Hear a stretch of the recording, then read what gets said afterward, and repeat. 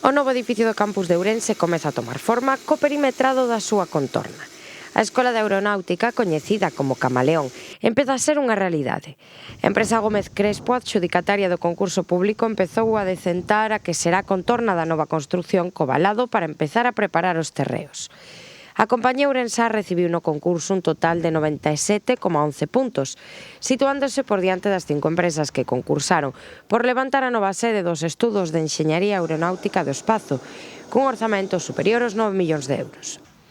Situado a carón da Escola Infantil do campus, a súa instalación considérase unha necesidade para os estudantes do grado de Enxeñería, segundo sinalan dende a Universidade de Vigo, que lembran tamén que o grado de Aeronáutica é un dos que ten maior demanda de prazas.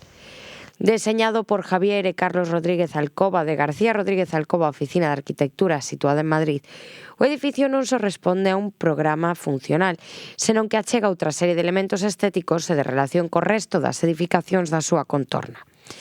A esta intención engadían que servirá de transición entre a trama urbana edificada e o espazo natural, aproveitando o desnivel para crear unha serie de terrazas verdes que sirvan tamén como lugar de ocio para os peóns.